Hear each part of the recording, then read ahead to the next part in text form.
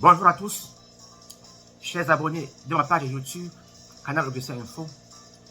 Une fois de plus, soyez les bienvenus. Dans cette page, nous parlons immigration aux USA. Qu'est-ce que nous faisons? Nous faisons les descentes sur le terrain, nous faisons les sondages et nous faisons une vidéo appropriée pour tenir informés nos internautes. S'il vous plaît, si vous êtes nouveau dans cette page, veuillez vous abonner. Likez la vidéo, faites le commentaire et partagez ces vidéos à vos proches. La thématique de la journée porte essentiellement sur la loterie Green Card. Au mois d'octobre, novembre, les gens se sont inscrits dans le cadre de la loterie DV 2025. Les résultats sortent d'ici peu de temps. Ce sera, à date probable, c'est pratiquement le 4 mai 2024.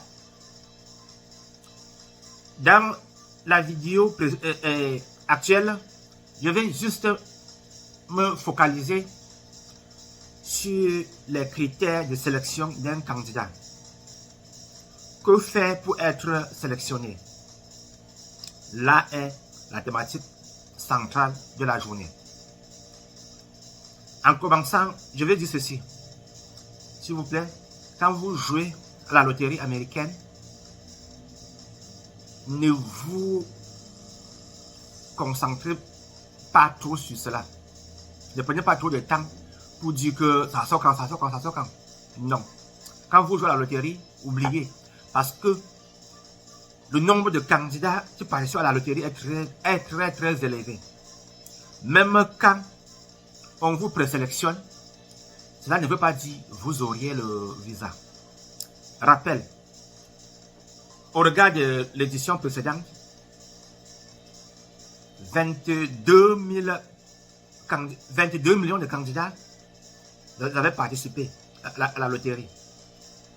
Et près de 143 000 candidats étaient présélectionnés pour un total de 55 000 visas à accorder aux gens. Donc, vu que l'effectif des nombres de participants est très élevé, s'il vous plaît, quand vous jouez, il faut oublier.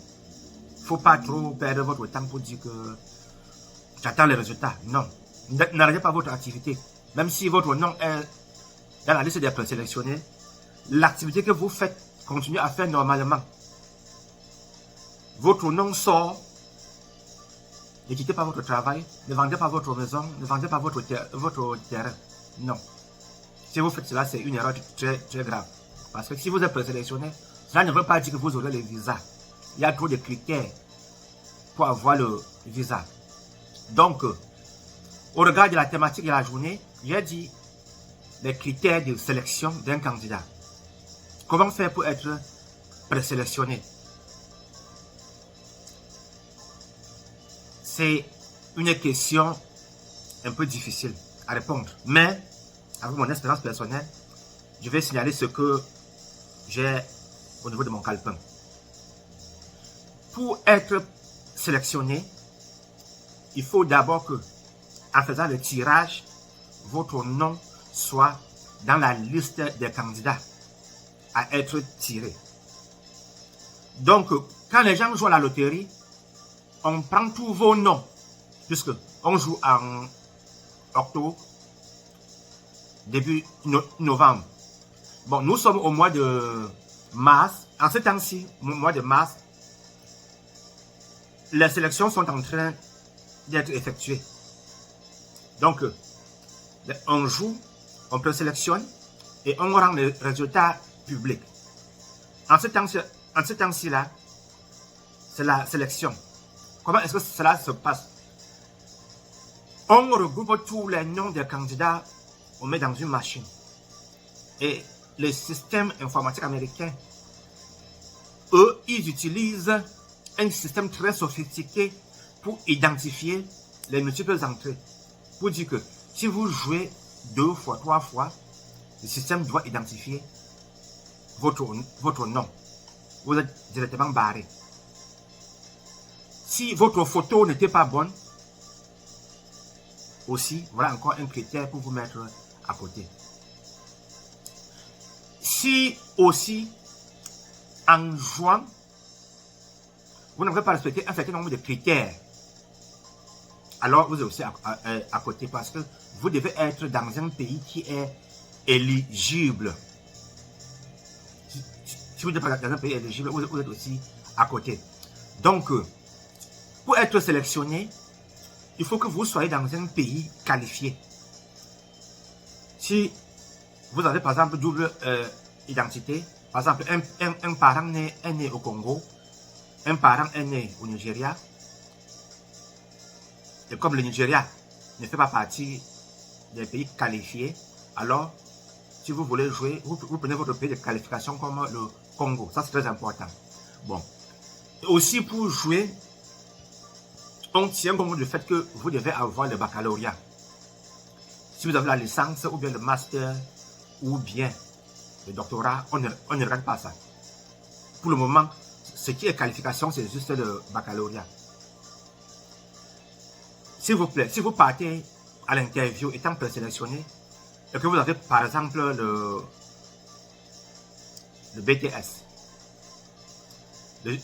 l'officier consulaire vous demande quelle est votre qualification. Si vous dites que vous avez le BTS, automatiquement on va vous mettre à côté parce que le BTS n'est pas la qualification, c'est pas le diplôme que l'on demande, même si le BTS vient après le baccalauréat. Ils veulent le baccalauréat.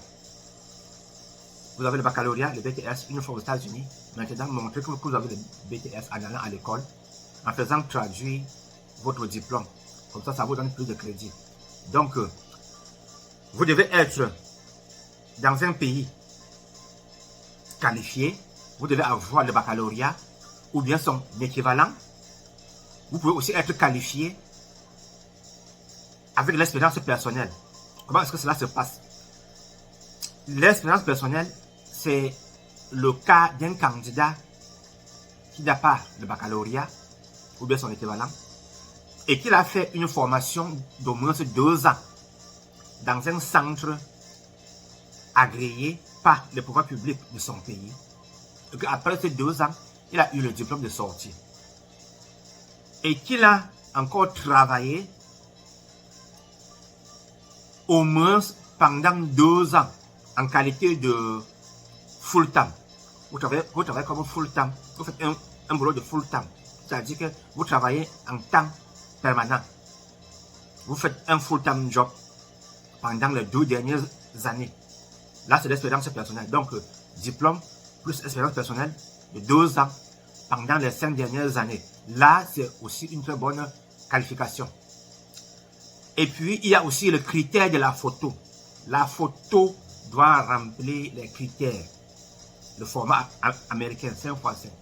Si votre photo ne donne pas le programme de sélection, identifie les photos ne sont pas bonnes, on met ça à côté. Donc, beaucoup de candidats jouent à la loterie, mais au moment de faire le tirage au sort, leur nom ne fait même pas partie parmi les gens qui seront tirés.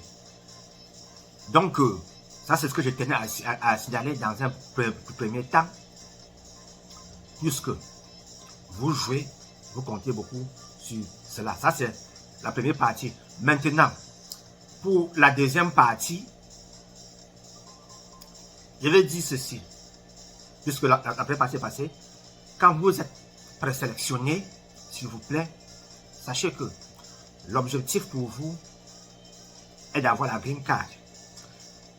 Une fois sélectionné, je vais appeler cela la présélection, puisque d'après le dernier tirage, l'édition 2024, j'ai signalé que 143 000 candidats étaient tirés pour un total visa de 55 000. Bon, quand on dit 55 000 visas, en principe c'est presque 50 000, puisqu'il y a un certain nombre de pays, comme les pays de l'ex-URSS, certains pays de l'Amérique centrale, quand on lance la loterie, ces pays-là ont d'office 5000 candidats. Donc, si votre nom sort, s'il vous plaît, il faut seulement prier. Soyez à la page, faites-vous accompagner. Soyez à la une, faites-vous accompagner. Inutile de traîner, de dire que je vais encore jouer ma chance. Quand le nom sort déjà, c'est déjà bon. La prochaine étape, c'est d'abord la prière, puisqu'il faudra regrouper vos documents et remplir la DS 260. Grosse erreur à ne pas commettre, évitez les erreurs en remplissant la DS 260. Autre erreur, quand vous soumettez votre DS 260, évitez que, après quelques temps, vous écrivez au KCC de débloquer votre DS et que vous voulez y apporter une modification. Erreur très grave. Ceux qui seront sélectionnés le 4 mai, retenez ceci. Qu'est-ce que vous faites? Regroupez déjà les documents.